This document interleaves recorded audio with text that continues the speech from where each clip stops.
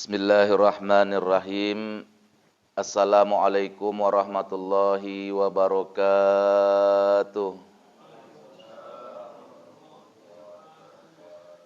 Alhamdulillahi rabbil alamin.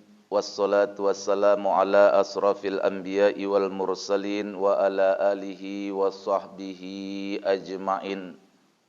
Nahmaduka ya Allah ya jal jalali wal ikram. Alhamdulillah, subuh yang barokah ini telah kita hiasi dengan solat subuh, berzikir, dan kita lanjutkan lagi dengan ta'lim. Inilah keberuntungan.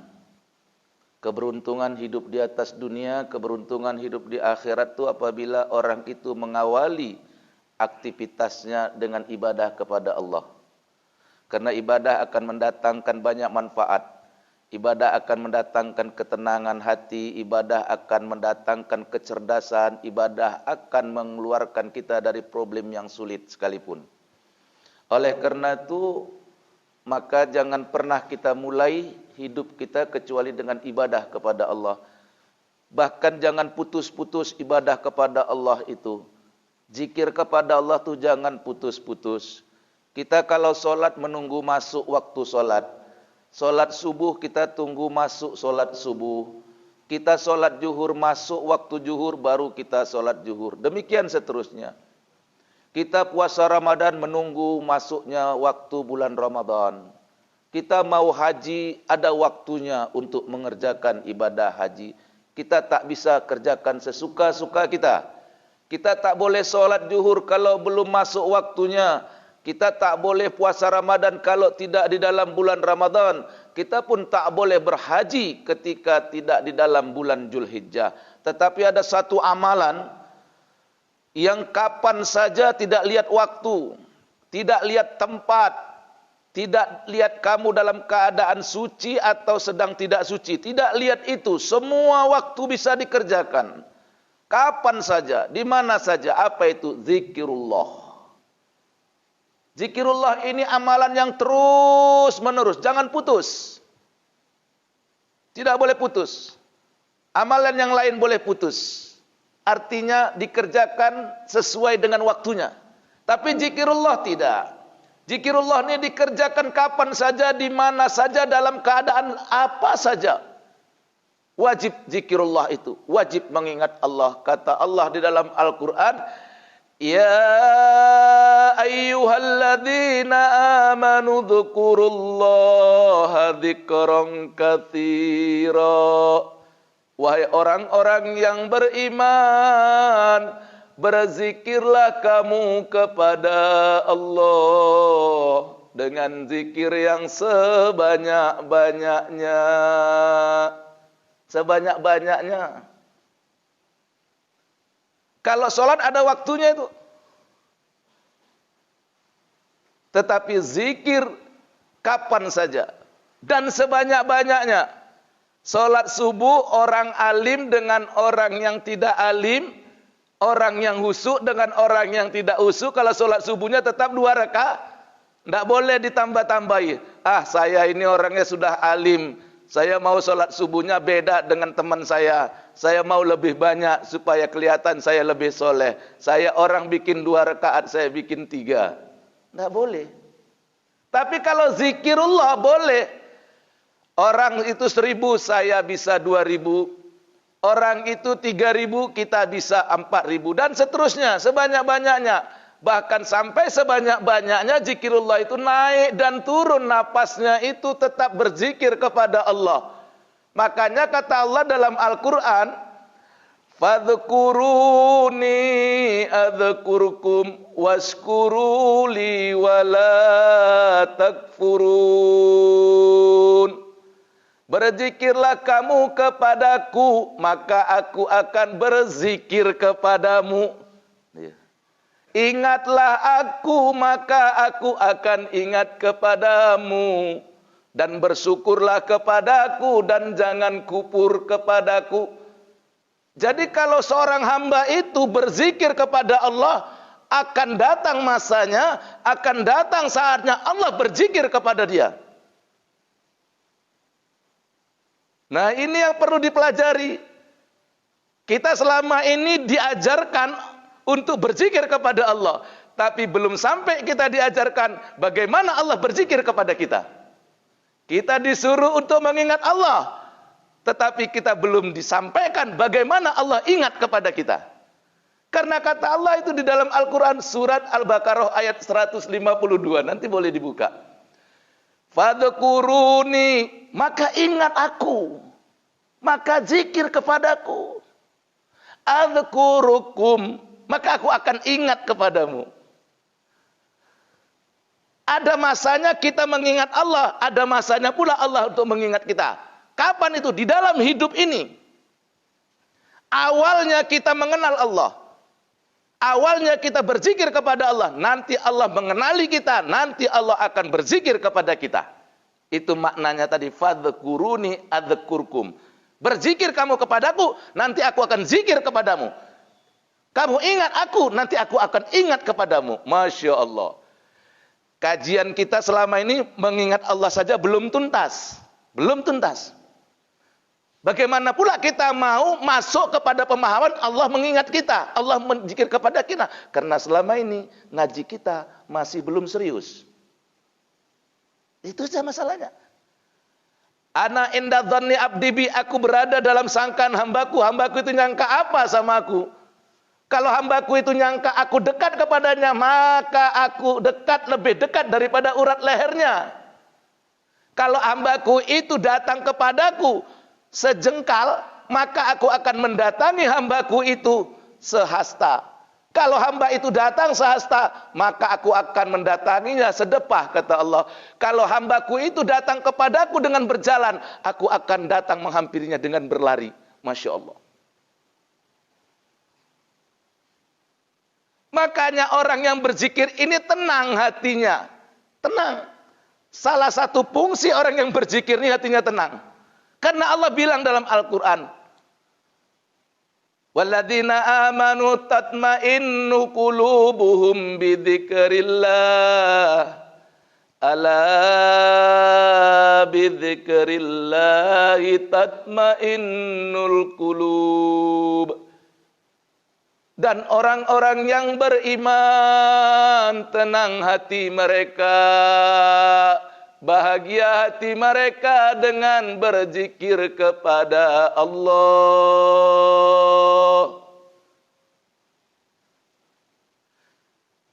Dan ketahuilah sesungguhnya berzikir kepada Allah itu menenangkan hati. Tenang, Pak. Itu kata Allah, saya cuma menyampaikan. Jangan kira yang membuat kita tenang punya harta yang banyak, jangan. Kalau kita mau tenang, kalau kita mau bahagia, ikut konsepnya Allah. Ikut aturannya Allah. Jangan buat konsep sendiri, kamu gagal. Kalau kamu mau bahagia dengan konsepmu, dengan caramu berpikir, dengan ide dan cita-citamu, kamu gagal. Maka kalau kamu mau bahagia, kamu mau tenang, kamu mau menang, mau manusia ini mau menang, mau tenang, mau kenyang, mau senang. Benar enggak? Iya. Kalau kamu mau dapat itu, konsep yang Allah kasih zikir. Zikir, Pak. Makanya tengok, Bapak pikir orang yang tidur sekarang di tempat tidur ini tenang? Enggak. Enggak tenang itu. Badannya di atas tempat tidur. Apalagi sambil dia dengarkan melalui mic ini yang di atas, sambil tidur, sambil menangis sebenarnya hatinya. Ya Allah, kenapa bisa ya? Orang lagi taklim tadi sholat subuh, baca doa, zikir, berlinangan air mata. Saya masih berlinangan, ences di tempat tidur. Nangis tuh batinnya, Pak. Makanya orang tasawuf kalau melihat orang nggak beramal, tidak marah, tidak mengejek, kasihan. Itu orang tasawuf. Kalau orang awam, dia kalau nengok orang nggak beramal, karena dia beramal, oh dia benci bener itu. Nyaci itu. Orang tasawuf tidak mau. Orang tasawuf itu justru kasihan, Pak. Ngelihat yang begitu kasihan. Dan ketika orang tasawuf itu sudah bisa beramal, dia bukan membanggakan diri, dia bersyukur kepada Allah. Ya Allah, syukur aku engkau berikan hidayah seperti ini ya Allah. Seandainya tidak engkau berikan hidayah dan inayah, aku tak sanggup bangun subuh, sholat subuh, jalan ke masjid, kemudian mengikuti zikir, kemudian aku pula ikut di dalam taklim. Ini semata-mata karenamu ya Allah. Inilah baru benar amalan itu, Pak. Kita tidak memandang kekuatan kita ini, tidak. Sehingga kita tidak sombong. Kita bisa bangun tiap malam tahajud. Kita biasa puasa sunat Senin Kamis dan puasa sunat yang lain. Kita tidak memandang itu daripada diri kita. Kita memandang itu daripada Allah. Masya Allah. La haula wa la quwwata illa billah. Tidak ada daya dan upaya kecuali dengan pertolongan Allah. Waduh, Masya Allah. Tidak ada. Bapak kira tadi waktu sholat subuh yang takbir itu Bapak? Bukan. Yang angkat kita takbir tadi tangan kita. Allahu Akbar. Allah yang angkat itu. Mulutnya mengucap takbir. Allahu Akbar. Allah itu yang menggerakkan kalamnya dari Allah itu. Cuman ini kan nggak disadari. Maka kalau kamu sadar dengan itu, baru mantap amalanmu. Baru nggak berjarak lagi kamu dengan Allah. Kita disuruh mendekat Allah. Sedekat apa dekat kita dengan Allah? Sedekat apa? Orang-orang ahli tauhid, ahli tasawuf mengatakan, ya, dekat tak bersentuhan, jauh tak berjarak. Dekat saking dekatnya, tapi tidak bersentuhan karena zat kita hina, zat Allah mulia, tak bersatu. Tapi jauh, dibilang jauh, tak ada jaraknya. Jaraknya tak ada. Saya dekat dengan kitab ini, ada jaraknya. Seginilah jaraknya. Tapi dekatnya seorang hamba kepada Allah, dekatnya itu tidak bersentuhan, jauhnya tak berjarak. Ana aqrabu min hablil warid, aku lebih dekat dengan hambaku itu, lebih dekat aku daripada urat lehernya. Kalau kamu dekat dengan Allah, kenapa kamu takut mati? Berarti itu cuma ada dalam ucapan, jangan takut mati, tapi hatinya takut. Kenapa? Karena banyak kata-kata yang munafik. Makanya kita selalu mencari munafiknya orang. Harusnya kita mencari munafiknya kita. Salah satu kita munafik, kita nggak nuduh orang. Kalau orang tasawuf itu ngajinya nggak nyala-nyalain orang, Pak. Kalau mau nyalain diri sendiri. Coba waktu sholat. Inna sholati wa nusuki wa mahyaya wa mamati lillahi rabbil alamin. Sesungguhnya solatku, sesungguhnya ibadahku, sesungguhnya hidupku, sesungguhnya matiku hanya milik Allah. Milik Allah, Pak. Empat yang berharga ini yang selalu kita dambakan, empat-empatnya ini milik Allah, bahkan seluruhnya milik Allah. Tapi yang empat ini adalah yang paling kita dambakan. Milik Allah. Hidupmu itu milik Allah. Kalau sudah hidupmu milik Allah, maka rumahmu milik Allah. Hartamu milik Allah. Duitmu milik Allah. Kenapa baru hilang sedikit saja kamu sudah nggak bisa tidur? Berarti kan kamu merasa memiliki. Kenapa baru hilang sebuah televisi sudah 14 dukun yang kamu datengin? Berarti merasa memiliki. Bohong kita. Inilah tauhid. Kalau seperti ini belum benar zikir kita. Belum. Uang baru hilang sepeda motor satu aja. Sepeda motornya ada 4, Pak. Hilang satu, dukunnya lebih dari 4 yang didatangi. Dan 16 dukun yang didatangi itu tidak ada satu pun yang benar, Pak. Cuman mengatakan dengan bayang-bayang saja. Misalnya, oh pencurinya ini orangnya ndak jauh, orang-orang dekat. Udah buruk sangka kita sama tetangga kita. Ini pencurinya bukan orang-orang jauh, ini orang yang kamu kenal juga. Buruk sangka kita setiap orang yang kita kenal. Sepeda motor hilang, kita sudah hilang. Sumpah kita waktu sholat, inna sholati wa nusuki wa mahyaya wa mamati lillahi rabbil alamin. Itu baru contoh kasus sederhana, Pak. Sederhana kali itu. Baru kehilang sepeda motor, sudah kita nafikan ini. Nah, orang yang bertauhid, orang yang bertasawuf enggak begitu. Enggak begitu. Ya, jangankan sepeda motor, jangankan TV. Wong nyawaku, ruhku ini pun milik Allah kok. Kok heboh sekali baru hilang TV. Nah, gitu ini. Ya, barang siapa orang yang kata Rasul mencari kehidupan akhirat, maka dunia akan datang kepadanya tersungut-sungut. Barang siapa yang habis-habisan, mati-matian mencari dunia ini, maka dunia itu pun akan mengatakan goodbye my love. Selamat tinggal sayang. Apalagi akhiratnya. Masya Allah. Ini Pak. Mengkaji kesadaran seperti ini, makin lama, makin hari, makin sedikit majelisnya. Makin sedikit Pak. Orang yang mau ngaji-ngaji tasawuf seperti ini, apalagi pagi, ini makin jarang Pak. Kenapa? Karena memang setiap meninggal, setiap wafat guru-guru seperti itu, penggantinya hampir tidak ada. Kalau untuk mengajarkan ilmu syariat, itu nggak akan habis-habisnya sekarang ini.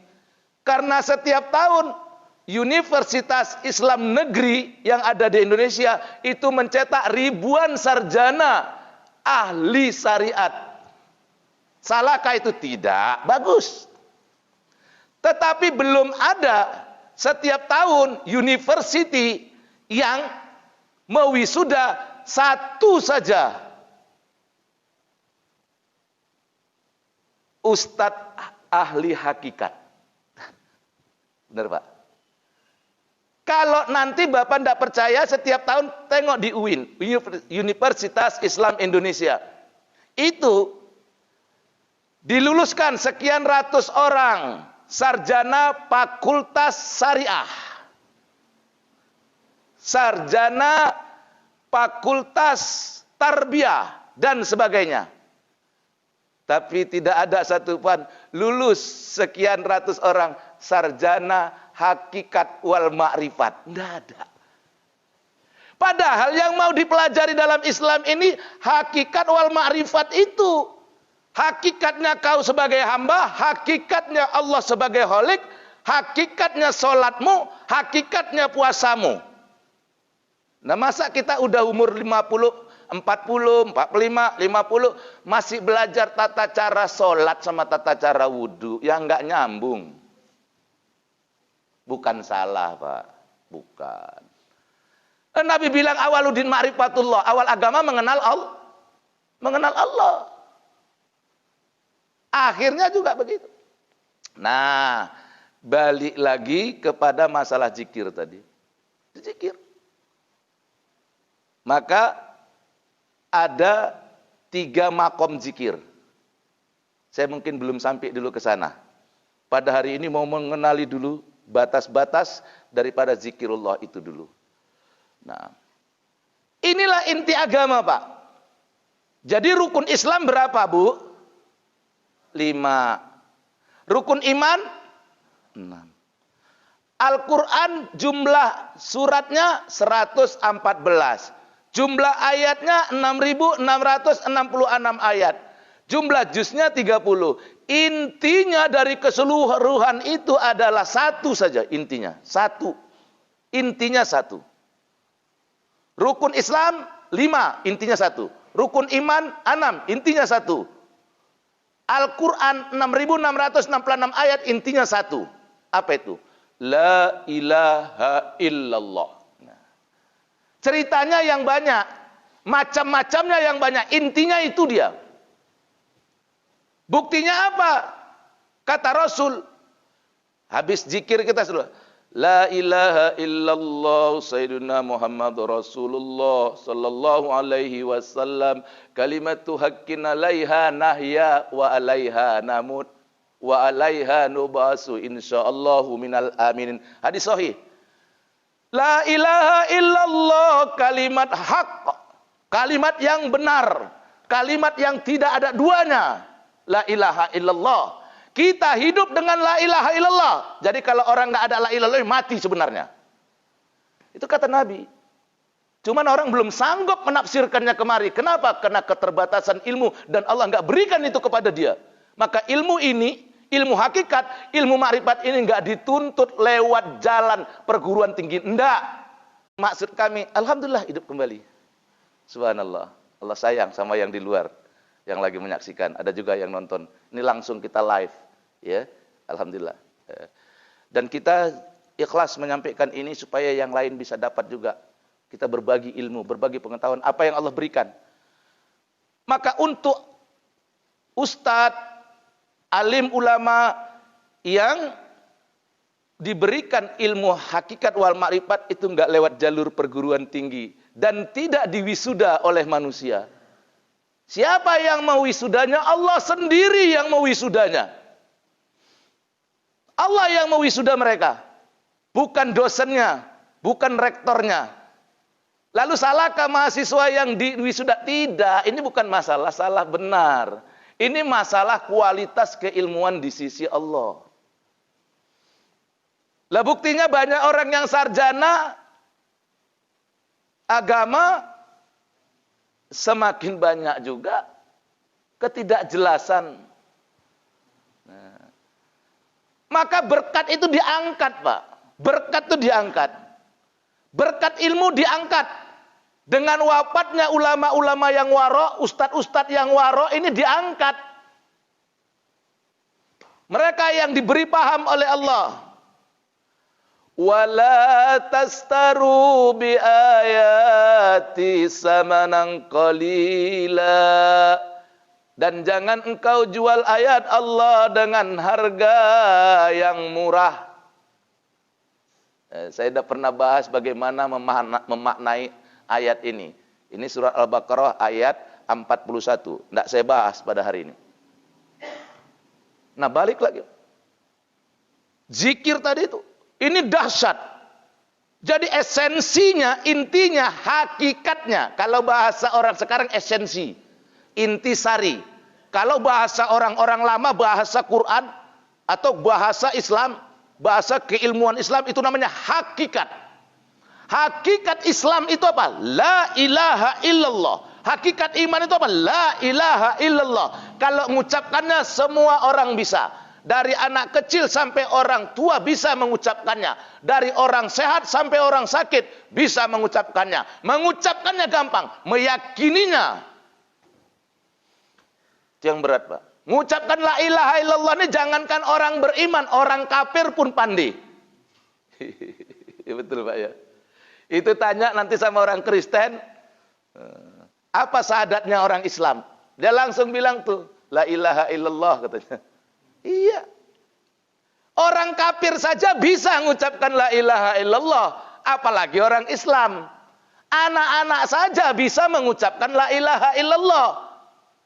Apalagi orang dewasa meyakini la ilaha illallah, menancapkan la ilaha illallah ke dalam diri kita untuk hidup, untuk mati, untuk berbangkit nanti. La ini urusan berat. Ini enggak urusan main-main, Pak. Wong kata Rasul, laqinu mautakum la ilaha illallah. Ajarkan orang yang hampir mati dengan ucapan la ilaha illallah. Man akhara kalamahu la ilaha illallah dahulul jannah. Barang siapa yang akhir ucapannya la ilaha illallah, masuk dia ke dalam surganya Allah. Ayo. La ilaha illallah. Rukun Islam 5, Pak. Ya, 5 rukun Islam. Yang pertama itu apa? Asyhadu an la ilaha illallah wa asyhadu anna Muhammadar Rasulullah. Bukan sholat dulu kan, Pak? Rukun Islam 5. Yang pertama syahadat. Asyhadu an la ilaha illallah wa tuqimas shalah wa tu'tiyaz zakah wa tasawma Ramadan wa tuhajjal baiti man istata'a ilaihi sabila. Yang pertama syahadat. Yang pertama la ilaha illallah. Kalau sudah benar la ilaha illallahmu, sudah benar zikirmu, baru kamu sholat. Maka sholatlah dengan la ilaha illallah. Kemudian kamu puasa, maka puasalah dengan la ilaha illallah. Maka kemudian kamu zakat, zakatlah dengan la ilaha illallah. Dan berangkatlah haji dan umroh dengan la ilaha illallah. Ini, Pak. Ini inti. Kalau syahadatmu batal, maka di dalam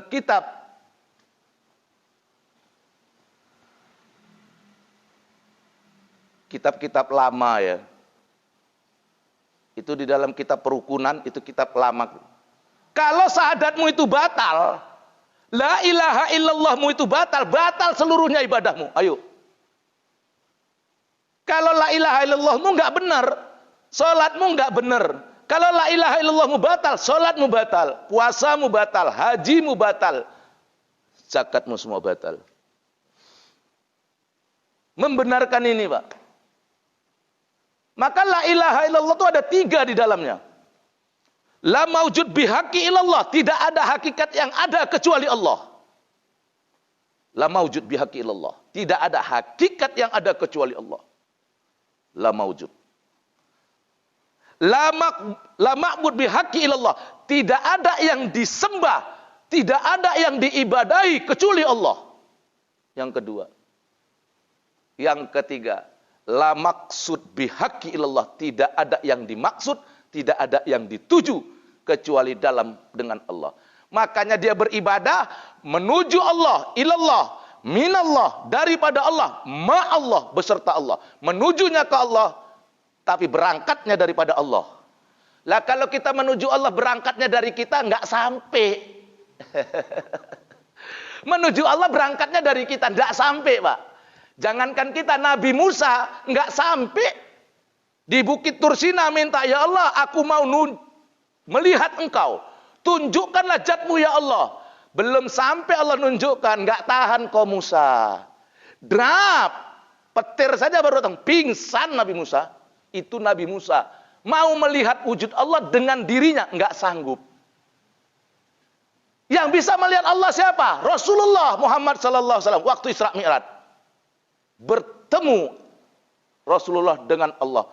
Langsung wajah Rasulullah berhadapan dengan wajah Allah. Maka Rasulullah mengatakan syahadatnya. Asyhadu an la ilaha illallah. Aku bersaksi, aku melihat Allah, tidak ada Tuhan selain Allah. Itu waktu Nabi Muhammad berhadapan dengan Rasulullah.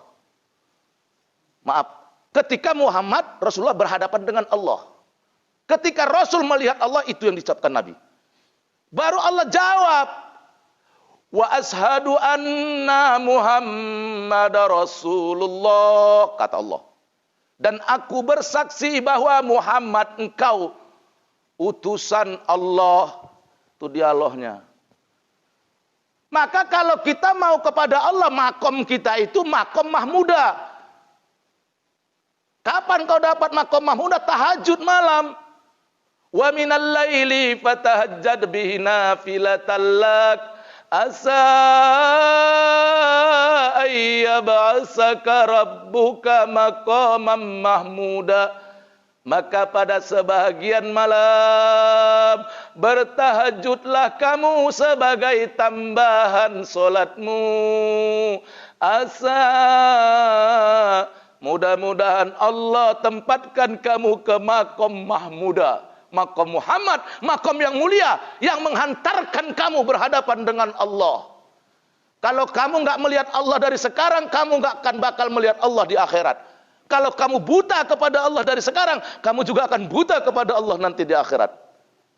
Wal man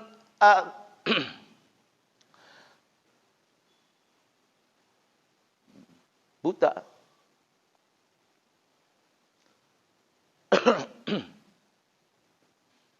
Jadi jangan sampai buta. Buta. Wa man a'rada an dzikri fa inna lahu ma'isatan donka wa nahsuruhu yaumal qiyamati a'ma. Barang siapa orang yang berpaling, tidak berzikir kepada Allah, maka diberikan kehidupan yang sempit di atas dunia, dan nanti di akhirat dibangkitkan dalam keadaan buta. Jangan coba-coba tidak berzikir kepada Allah. Jangan coba-coba. Ini bukan ilmu main-main zikir ini. Pilihan. Lah Bapak ikut malam pagi ini pengajian ini kan dipilih Allah. Dari yang sholat subuh kan enggak semua. Yang sholat subuh itu pilihan Allah. Karena masih banyak juga yang tidur di rumah. Pilihan loh. Kita ini disaring, orang beriman ini. Sampai bukan disaring, diayak Pak. Tuh kalau ada pasir. Kalau orang mau bikin bangunan. Apakah pasir yang turun dari truk langsung dibikin untuk nyemen? Enggak Pak. Diangkat dulu dari sungai, dimasukkan ke dalam truk, sampai di truk diturunkan, habis diturunkan langsung dipakai? Enggak, diayak dulu. Nah orang beriman itu juga untuk mengetahui benar enggak imannya, apakah imannya cece, diayak. Yang ngayaknya enggak kayak gitu, ngayaknya ya pagi tadi. Kalau orang beriman yang bangun sholat subuh tadi, itu dingin enggak subuh tadi? Dingin. Orang beriman yang sholat subuh sama yang nggak sholat subuh ngerasakan dinginnya. Ngerasakan dinginnya pagi tadi. Bedanya orang beriman itu kalah rasa dinginnya dengan iman dan kecintaannya kepada Allah. Sedangkan orang yang nggak beriman, dinginnya itu mengalahkan syahadat yang dia baca. Kalah itu. Makanya kata Nabi, orang yang mati seperti 300 kali dicambuk dengan pedang pada tempat yang sama, seperti kambing hidup dikuliti. Itu betul. Semua orang merasakan itu, sakitnya mati. Tapi tidak semua orang merasakan seperti itu. Artinya apa?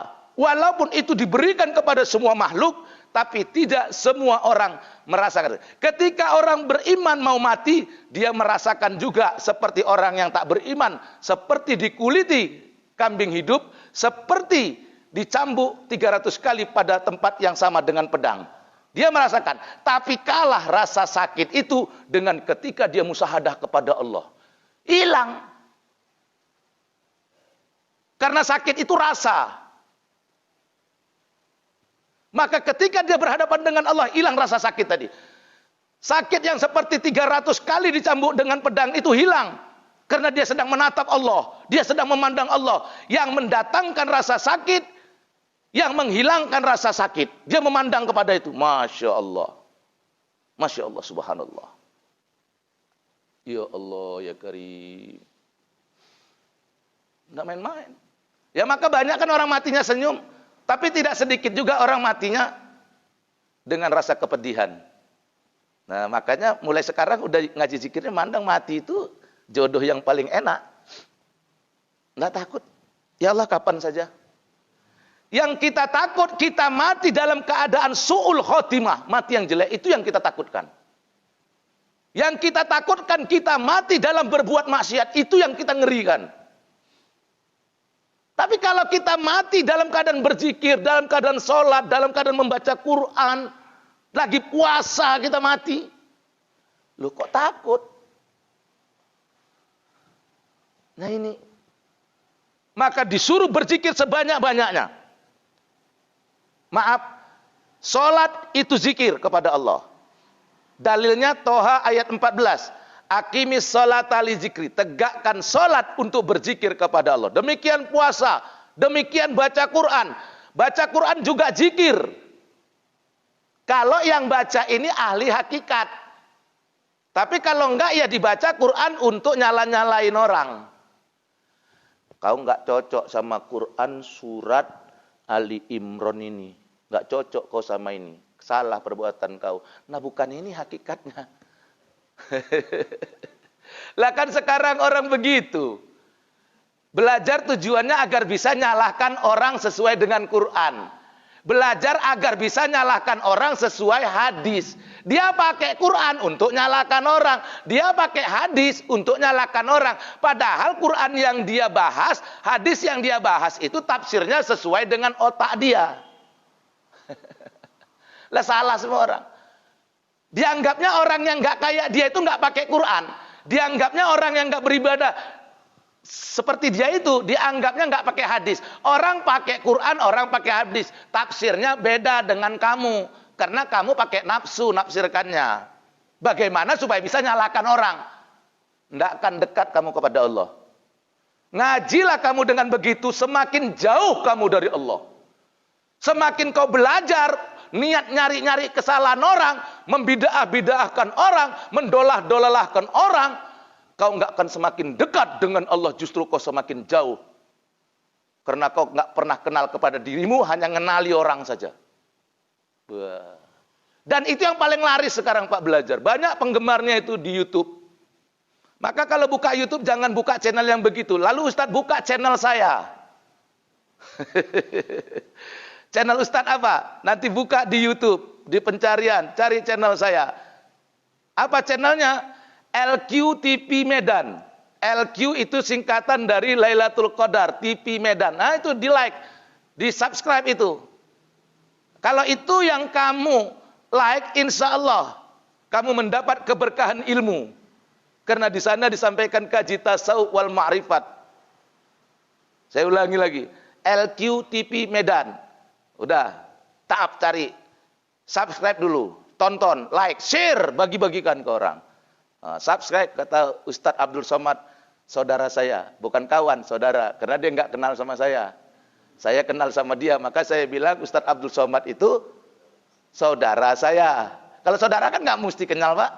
Orang kata Nabi, umat akhir zaman itu yang beriman kepadaku saudaraku, kata Nabi.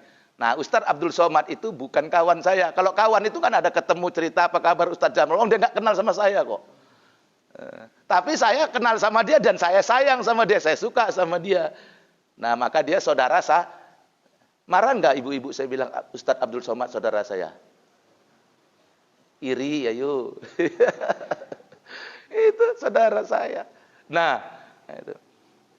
Coba kalau kita cari, kita ngaji makin banyak saudara makin enak kan? Kelihatan dari wajahnya itu. Wajah guru-guru yang ngajinya nyari saudara itu banyak apa Pak? Wajahnya indah itu, enak ditengok.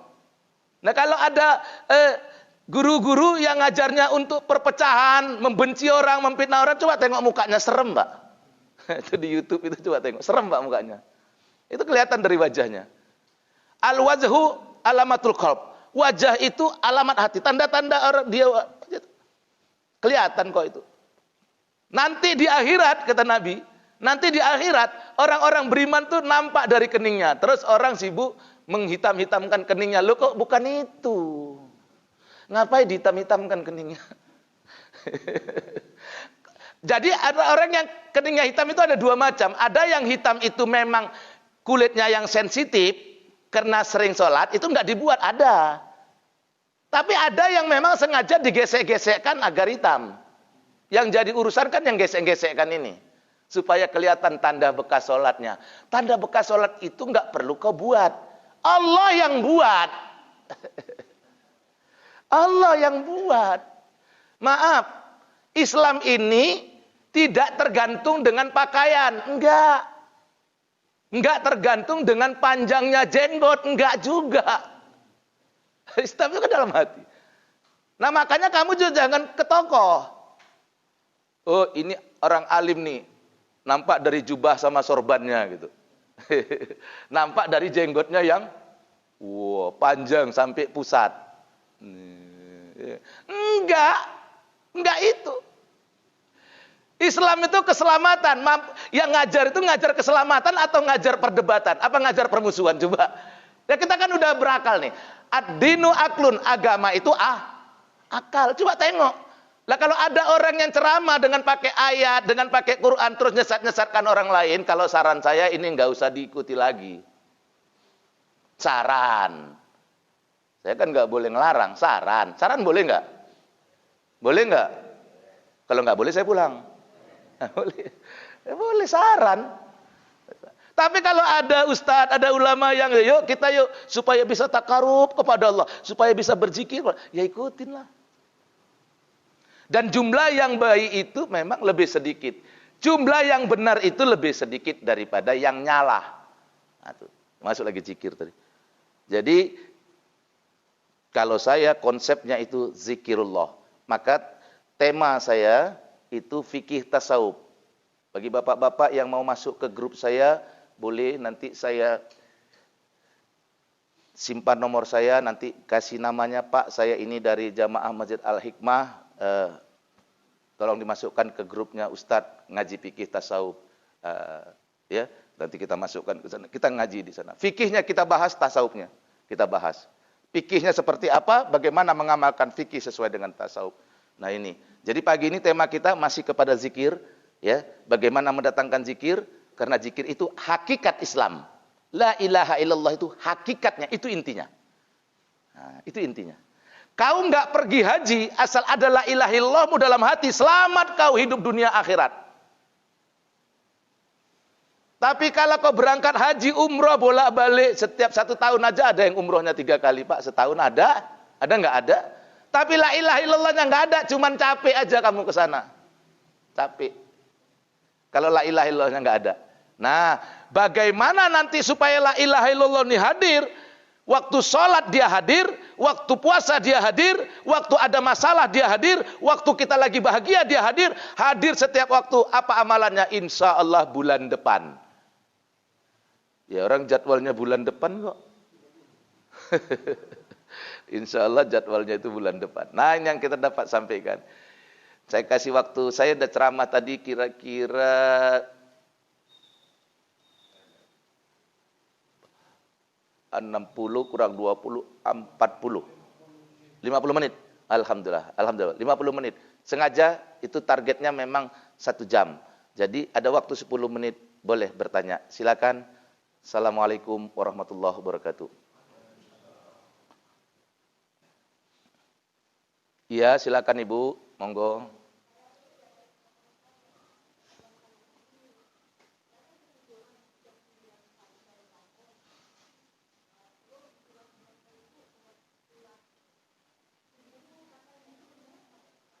Ya.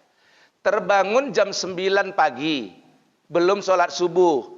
Terus bolehkah sholat subuhnya dikerjakan pada waktu itu jam 9 pagi? Boleh. Itu namanya darurat, berlaku rukhsah karena memang tidak terbangun. Ketiduran, ya gitu. Apanya? Sholat sunat dulu. Nggak perlu lagi. Karena waktu itu dulu kan yang wajib. Bila yang wajib belum dikerjakan. Ada waktunya sholat sunat itu bila kita memang ingin berjamaah.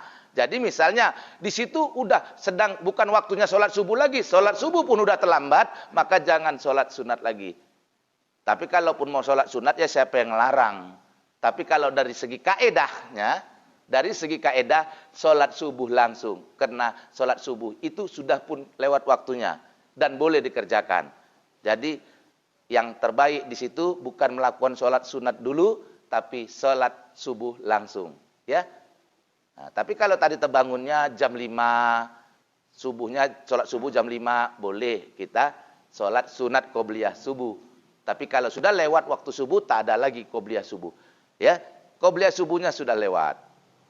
Allah Maha Pengasih, Allah Maha Penyayang. Enggak usah takut.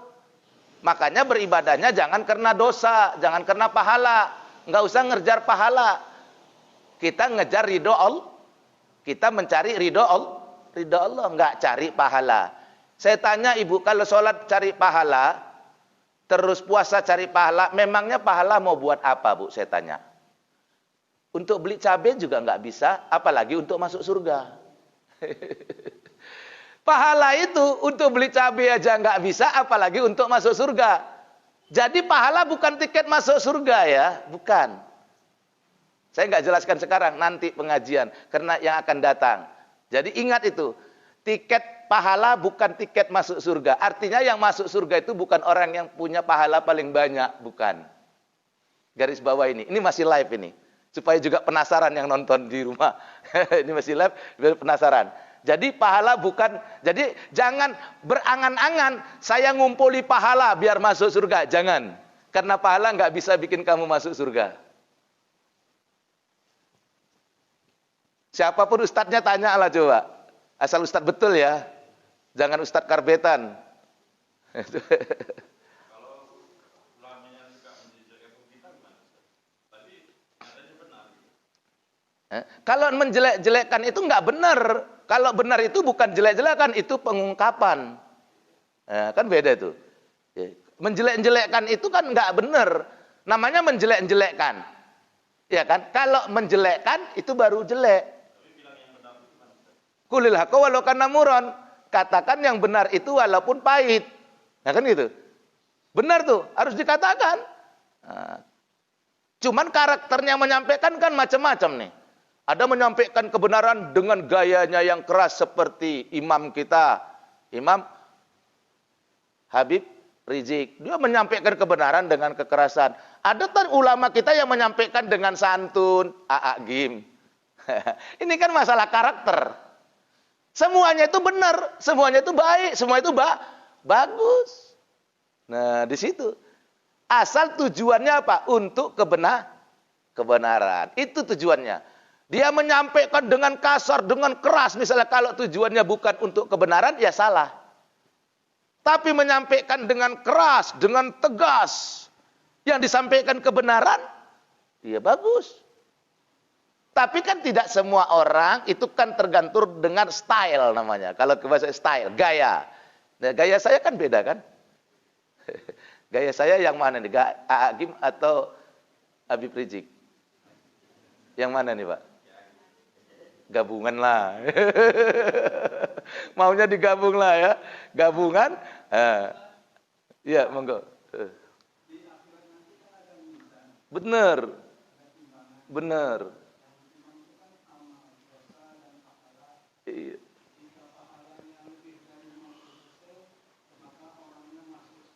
Ya.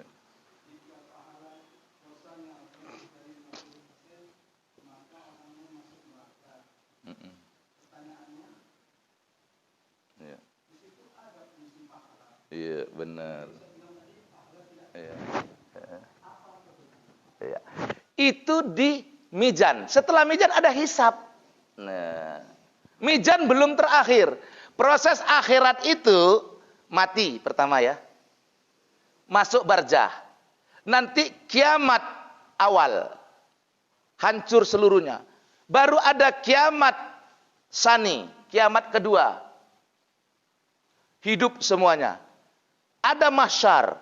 Berkumpul di padang mahsyar. Baru masuk yang Bapak bilang tadi. Mizan. Ditimbang. Selesai mizan belum surga, belum neraka, ada hisab.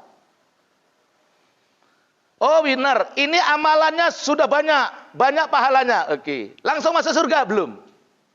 Baru dihisab lagi. Dia dulu banyak amal ini ikhlas karena Allah atau enggak? Masih ada satu lagi Pak, hisab. Ditimbang memang lebih banyak pahalanya. Ditimbang, benar nih, seperti kita Bapak, enggak salah itu. Banyak amalnya. Sholatnya banyak. Puasanya banyak. Umrah. Sedekahnya banyak. Langsung masuk belum? Nah inilah yang dalam riwayat diserahkan oleh malaikat kepada Allah. Ya Allah, ini hambamu yang beriman, yang beramal soleh waktu hidup di atas dunia. Sudah kami catat seluruh amalnya ya Allah. Tidak ada yang tertinggal. Betul kata Allah? Betul. Ada satu yang tertinggal yang belum kalian catat dari hambaku yang beriman dan beramal soleh ini. Apa itu ya Allah? Zikir hobinya hambaku ini.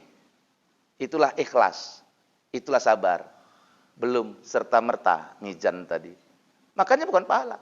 Makanya kata Rasul, ditanya sahabat, ya Rasul, apakah kami masuk surga dengan amal kami? Tidak, kata Rasul.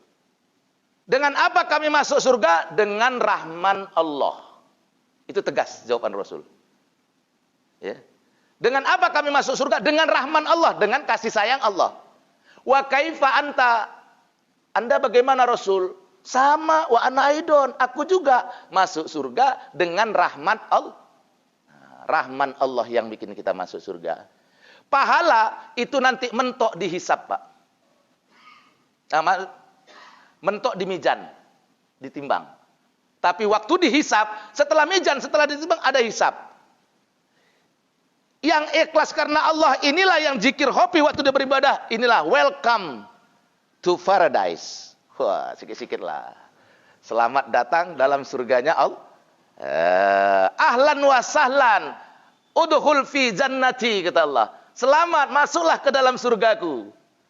Setelah proses hisab. Nah, itu penjelasannya. Lebih dan kurang saya mohon maaf. Ya, Ibu, lanjut. Ntar ya, yang belakang, yang depan dulu ya. Oke. Iya, waalaikumsalam. Iya. Ini nampaknya ini permasalahan di medsos ini. Nampaknya ini kayaknya di WA. Ustadznya tua-tua gini juga update juga nih. Iya. Ini dipermasalahkan orang ini sekarang, doa sapu jagat ini. Udah Ibu yang kedua kalau nggak salah saya, jemaah saya yang nanya ini. Doa, Ustadz, doa sapu jagat itu yang mana? Yang setahu saya dulu-dulu diajarkan guru-guru kita itu doa sapu jagat itu Rabbana atina fid dunya hasanah wa fil akhirati hasanah wa qina adzabannar. Disebut dia sapu jagat itu maksudnya dunia akhirat semuanya. Iya kan? Udah, jadi ada orang yang doa itu nggak mau panjang-panjang, singkat saja, nggak apa-apa. Ini karena doa ajaran Quran ini. Rabbana atina fid dunya hasanah wa fil akhirati hasanah wa qina adzabannar. Amin. Tapi ada juga yang mempermasalahkan mungkin bukan itu atau segala macam, wallahu a'lam bishawab. Ya. Jadi yang penting gaya berdoanya orang tasawuf dengan orang awam beda. Kalau orang awam 90% doanya untuk dunia, orang tasawuf doanya itu 90% akhirat. Nanti kita bahas satu saat tentang ciri-ciri doa orang tasawuf, ciri-ciri hakikat doa. Nanti kita bahas satu saat. Insyaallah. Jadi kalau saya tahu doa sapu jagat itu, kalau ada yang bilang bukan itu, tanya sama dia, jadi yang mana gitu. Gimana? Zikir sapu jagat, la ilaha illallah. Wah, ada zikir sapu jagat, ada. Ini sedap nih Bu nih. Ya, doa sapu jagat ada Ustaz, ada. Zikir sapu jagat ada, la ilaha illallah. Karena kata Nabi apa? Afdalu zikri la ilaha illallah. Sebaik-baik zikir la ilaha illallah. Kalimat zikir kan banyak, Bu. Subhanallah, subhanallah itu zikir. Alhamdulillah itu zikir. Allahu akbar itu zikir. Ya kan? Itu zikir. Banyak kalimatnya. Ya Latif, Ya Latif, Ya Rahman, Ya Rahman. Ya kan? Ya Ghafur, Ya Ghafur. Itu juga zikir. Tapi semuanya itu disapu jagat dengan la ilaha illallah. Kalau sudah la ilaha illallahnya benar, maka udah masuk Allahu Akbar di situ. Kalau la ilaha illallahnya benar, maka sudah masuk alhamdulillah di situ. Masuk subhanallah, masuk ya Latif, masuk ya Kabir, masuk ya Ghafar. Dan seterusnya masuk. Jadi kalau ditanya zikir sapu jagat la ilaha illallah. Setuju? Alhamdulillah. Ya, Ibu yang belakang. Monggo.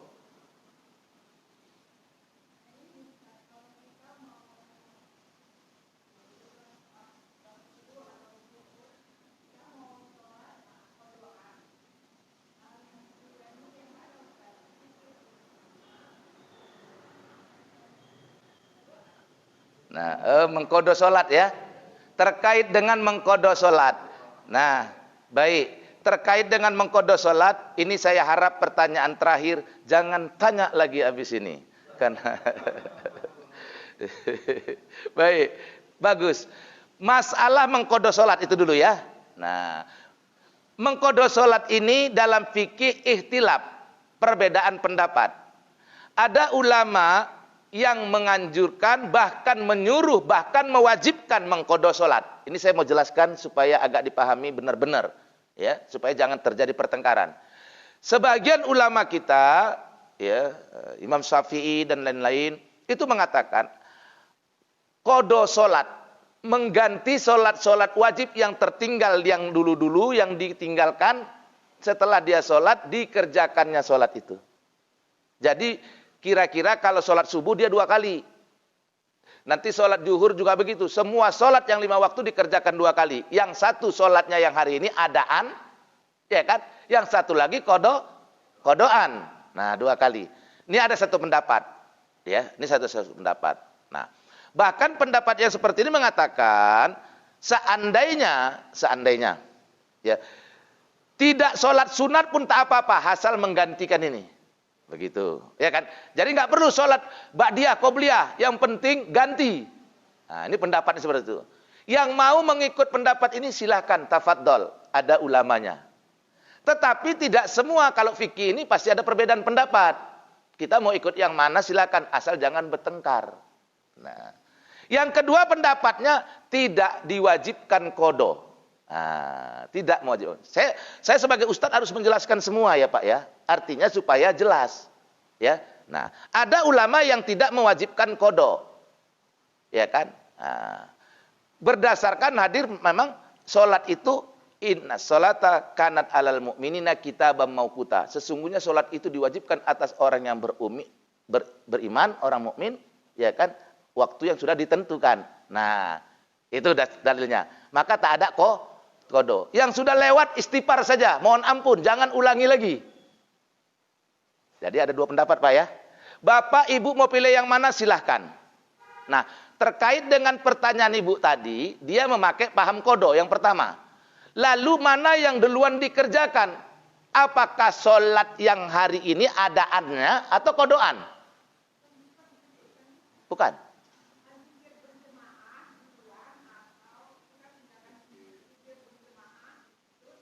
Qada. Kalau ibu berpaham, kalau ibu berpendapat mengqada salat, maka ibu boleh tinggalkan salat zikirnya. Ibu langsung bangkit untuk salat 2 rakaat. Kalau ibu yang pakai qadaan. Ya kan? Nah, enggak usah ikut zikir. Kan gitu kan? Nah, nanti zikirnya ya, duluan nih salat qada ibu. Itu pertanyaannya. Nah, tapi kalau qadaan sama adaan udah jelas adaan dulu ya. Jangan qadaan dulu. Adaan dulu. Tapi ketika salat berjamaah, mana lebih kita dulukan, zikirnya kah atau salat qadaannya, kan gitu. Dulukan qadaannya kalau ibu yang memakai qada. Saya enggak mau menyalahkan, Pak. Walaupun paham saya, yang saya amalkan. Saya mengamalkan tidak qada. Itu. Tapi saya tidak menyalahkan, saya menganjurkan. Silakan. Karena bagi saya apa? Orang sholat kan berulang-ulang kan bagus Pak. Kenapa kita salahkan? Disinilah ya dalam kaidah fikih jangan suka salah menyalahkan orang yang tidak beribadah dengan. Karena Allah tidak melihat amalan kamu. Allah tidak melihat pakaian kamu. Allah melihat hati kamu. Paham itu? Makanya saya ketika ada berbeda pendapat, saya nggak menyalahkan. Ketika ada berbeda pendapat, saya nggak ngotot dengan pendapat saya. Maka jemaah saya paling enak lah sama saya ngajinya. Kenapa paling enak? Saya nggak pernah memaksakan paham saya. Kenapa? Apalah saya seorang ustadz yang bodoh dibandingkan dengan ulama-ulama fikih, ulama-ulama mazhab yang hafal Quran, hafiz hadis. Mereka yang punya ilmu luar biasa dan mereka berbeda pendapat. Terus saya memegang satu pendapat menyalahkan ulama yang lain. Saya tak sanggup seperti itu, Pak. Itu bukan kelas saya. Bukan kelas saya. Saya tafadhol, udah ada kok ulamanya? Syafi'i, ikut. Oh, enggak ikut Syafi'i, ikut Hambali, silakan. Saya enggak mau nyalakan. Yang enggak boleh, kau beragama, ikut artis. Saya enggak boleh. Sedap ya, kita kalau ngaji kita tenang kita. Paham Bu? Silakan, qada, bangkit qada. Cuman kadang-kadang kalau orang enggak tahu ibu jalan qada, kadang-kadang orang apa? Orang kadang-kadang sholat sunat apa pula ini gitu kadang-kadang gitu ya kan. Ada kadang timbul fitnah, itu kadang-kadang timbul fitnah. Masa ada sholat sunat? Takutnya ibu itu juga karena keterbatasan ilmunya, dia tahu kawannya menggunjing, tengok tuh, sholat sunat. Mana ada sholat sunat ba'diyah subuh katanya kan gitu kan. Datang ibu nih, bukan sholat sunat qobliyah ba'diyah tahu, ini sholat qada. Allahu Akbar. Jangan sampai kayak gitu kali ya. Baik, ini yang dapat kita sampaikan. Demikian kita sudahi dengan assalamualaikum. Biasa pakai doa Pak? Kita doa sedikit tapi inti. A'udzubillahi minasyaitonirrajim. Bismillahirrahmanirrahim. Alhamdulillah rabbil alamin. Hamdan yuafi ni'amahu wa yukafi'u mazidah. Ya Rabbana lakal hamdu kama yanbaghi li jalali wajhikal karim wa 'azimi sultanik. Allahumma shalli ala sayidina Muhammad wa ala ali sayidina Muhammad. Ya Allah, berkahi ilmu yang kami pelajari pada hari ini. Bagi kami yang belajar, bagi kami yang mengajar, rahmati ya Allah. Jadikanlah apa yang kami sampaikan itu yang hak daripadamu ya Allah. Jauhkan kami daripada kesalahan, jauhkan kami dari ilmu yang tidak bermanfaat ya Allah. Beri manfaat dari ilmu yang kami pelajari dan yang kami ajarkan ini ya Allah, sehingga kami semakin taat, semakin takwa, semakin istiqomah ya Allah. Perkenankan doa kami. Rabbana atina fid dunya hasanah wa fil akhirati hasanah wa qina adzabannar. Sallallahu alaihi wasallam Muhammad wa alihi washabbihi ajmain. Subhana rabbika rabbil izzati amma yasifun wa salamun alal mursalin walhamdulillahi rabbil alamin. Demikian, assalamualaikum warahmatullahi wabarakatuh.